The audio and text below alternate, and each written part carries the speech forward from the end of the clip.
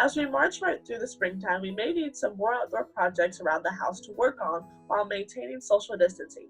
Let's talk to Mr. Clyde Fenton with the University of Arkansas's Agricultural Systems Cooperative Extension Agency and find out how his office can help. I'm working with both consumer and commercial horticulture. So I have lots of homeowners that call me with tree and shrub questions, lawn questions. Our office does soil samples. You know, the University of Arkansas provides free soil sampling for gardeners, for row crop people, for pasture people, and basically anyone that would need soil samples. We provide those. You can bring samples to our office and we can have those tested and tell you what your soil needs. I also work with commercial agriculture, so I'm working with cattle farmers. I'm working with pasture guys. I'm working with horticulture, you know, small fruits and vegetables, tree fruits, apples, peaches, things like that. That's kind of a general description of what I do. So I wear a lot of different hats. I guess I also want to say I'm one of 3 agents in our office. We have an agent that works exclusively with 4-H programs. She works with the clubs around the county. They have volunteer leaders, but she oversees all of those activities in the county. We also have a family and consumer science agent in our office, and she works with families, works with schools, providing resources on anything from budgeting to proper cooking techniques to healthy diets, healthy exercise habits. That's just to name a few of the things that our office does. But you know, the cooperative extension is an extension of the land grant university system, and our land grant college is the University of Arkansas, obviously. So that's kind of a general description of who we are and what we do. You see, I'm not in a normal office here. I'm actually in my farm store, which isn't open right now, but they sent us all to the house to telecommute. So thankfully, we had the internet today, and we're able to still field phone calls. We're still on the job. We're doing very, very limited field visits right now, and we're not doing any assemblies where people are coming together for our programs, which is part of the reason I jumped into the social media aspect. But, thankfully, we hit this pandemic that we're experiencing right now with a lot of technology at our fingertips, and we are able to continue to do meetings with associates. We can collaborate through Zoom sessions, much like this one here. That's how we're talking today. But social media is another aspect.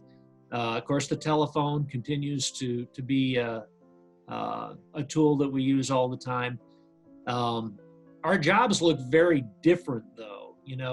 One of the reasons I became an agent was I love to be out there on people's farms, helping folks. It's funny, for years I farmed, and people would stop and they'd pick my brain about how to do something. And it used to drive my wife crazy because I love helping people. So I'd spend 2 or 3 hours teaching someone. Well, now I get to do it through the University of Arkansas's Cooperative Extension, and it's free. It's my job. So it certainly has changed in this pandemic. Hopefully it'll be fairly temporary and we'll get back to life as normal, but we're still on the job. We're still available as a resource. We're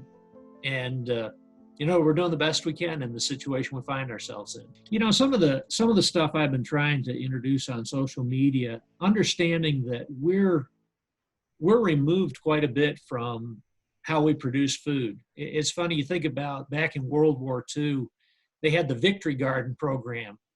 What was different about that time was most everyone knew how to garden, and they put in gardens and they raised a lot of their own food for the cause, which happened to be World War II at that time. I guess my thinking has been, and what I've been trying to provide in the educational videos is some simple how-to things that people can do if maybe they've never gardened before. I did one just sitting in my office talking about planting onions and helping people to understand what was involved in planting them and what was involved in choosing the right onion for the area they live in. And then a little bit about, how they grow and develop. And, interesting, a lot of people looked at that video, but, one of the things I said is, you could do that in a planter. You could stick some onions in. And I guess I've been trying to really encourage parents are home with their kids, a lot of them. This would be a great time to watch stuff grow together. And so, I've been trying to put together some ideas that way. I actually have this idea I'm going to put out there. It's going to be out there sometime in the next week or so. But, as a farmer, I've used a tool. It's called plastic culture, where we actually cover the ground with plastic and plant our crops in that plastic. And it helps to hold moisture, and it can gather heat in cooler times of the year, but it also suppresses weeds. And I think about, okay, someone wants to go out and garden. They go out in their yard and they dig up a little section of yard. Well, you're going to struggle with weeds. And so I'm going to put this deal together where a person can actually take and open up a garbage bag and tuck the edges in and grow your plants through the plastic in that garbage bag. And it'll help hold moisture and suppress a lot of the weeds. Anyway, we're going to do a video on that. Just to give people ideas of things that they can do while they're at home at this time, but still do enjoyable things where they're spending time with the family and watching things grow. Obviously it's my passion, but I love to watch things grow. I mean, to see a seed emerge and then develop into a plant, and then to actually enjoy the fruit from that plant. I mean, it's just an incredible experience. So I think this is a great opportunity when we're in a different place because of this situation. Let's not waste it. Let's take the opportunity and grow some things together and learn some things together and enjoy each other and enjoy nature. Anyway, that's kind of some thoughts on that. I've done some on planting potatoes, planting onions. I've done some on planting carrots and radishes together. I've got some that I'm going to be doing on planting tomatoes and peppers and things like that. I'm actually going to be doing some stuff on composting, which is something that people can do at home if they want to create soil amendments that can improve their soil and improve nutrient holding ability, improve soil till, things like that.